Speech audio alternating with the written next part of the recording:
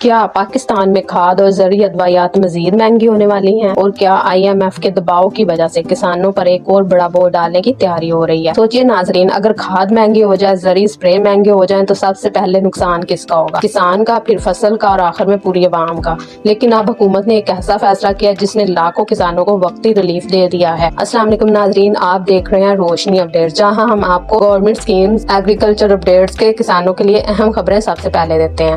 آج کی ویڈیو میں ہم بات کریں گے کھاد اور زرعی ادویات پر ٹیکس بڑھنے کی خبروں کو حکومت نے کیا جواب دیا، کسانوں کو کتنا فائدہ ہوا، اور اگر ٹیکس بڑھ جاتا تو کیا ہوتا ہے۔ تو ویڈیو کو آخر تک ضرور دیکھیں کیونکہ یہ خبر ہر کسان کے لیے بہت اہم ہے۔ ناظرین، حال ہی میں ایک بڑی خبر سامنے آئی ہے کہ حکومت پاکستان نے کھاد اور زرعی ادویات پر ٹیکس بڑھانے کا منصوبہ فی الحال روک دیا ہے۔ رپورٹس کے مطابق حکومت 5% فیڈرل ایکسائز ڈیوٹی بڑھانے میں پر غور کر رہی تھی، یعنی فرٹیلائزر مہنگی ہو سکتی ہے، پیسٹی سائیڈز کی قیمت بڑھ سکتی ہے اور کسانوں کے اخراجات میں بڑا اضافہ ہو سکتا ہے۔ لیکن اب حکومت نے IMF کو باضابطہ طور پر آگاہ کر دیا کہ یہ فیصلہ فی الحال مؤخر کیا جا رہا ہے۔ ناظرین، حکومت کا کہنا ہے کہ کھاد پاکستان کی زراعت کے لیے اسٹریٹجک امپورٹنس رکھتی ہے، یعنی اگر کھاد مہنگی ہوگی تو اس کا بڑا اثر صرف کسان پر نہیں بلکہ پوری معیشت پر پڑے گا۔ حکومت نے IMF کو بتایا کہ تیل کی قیمتوں میں اتحاد چڑھاؤ، کھاد کی عالمی قیمتوں میں تبدیلی اور زرعی شعبے پر دباؤ کی وجہ سے ابھی ٹیکس بڑھانا مناسب نہیں ہوگا، کیونکہ اگر ایسا کیا جاتا تو کسانوں کے لیے فصل اگانا مزید مشکل ہو جاتا ہے۔ ناظرین، ذرا سوچیں، اگر کھاد مہنگی ہو جاتی ہے تو گندم کی لاگت بڑھ جائے گی، مکئی اور چاول مہنگے ہو جائیں گے،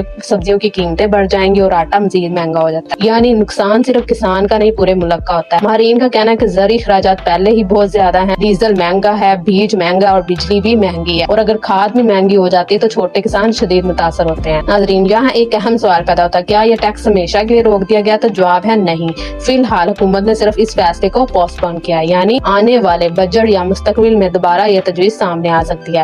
اسی لیے کسان تنظیمیں مطالبہ کر رہی ہیں کہ کھاد پر سبسڈی دی جائے، زرعی ادویات سستی کی جائیں اور کسانوں کو مستقل ریلیف فراہم کیا جائے۔ ناظرین، اچھی بات یہ ہے کہ اس فیصلے سے وقتی طور پر کسانوں کو بڑا ریلیف ملا ہے۔ ابھی کھاد اور اسپرے کی قیمتوں میں فوری اضافہ نہیں ہوگا، جس سے فصل کی لاگت کم رہے گی، کسان کچھ پیسے بچا سکیں گے اور زرعی پیداوار پر دباؤ کم ہوگا۔ لیکن ایکسپرٹ کا کہنا ہے کہ صرف ٹیکس روکنے سے مسئلہ حل نہیں ہوگا۔ جب تک کسانوں کو سستی بجلی، آسان قرضے اور جدید سہولیات نہیں ملیں گی، تب تک زراعت مکمل طور پر مضبوط نہیں ہو سکے گی۔ سوچئے ناظرین، اگر کھاد مزید مہنگی ہو جاتی تو ایک عام کسان اپنی فصل کیسے بچاتا، اور اگر کسان کمزور ہو جائے تو ملک کی زراعت کیسے چلے گی؟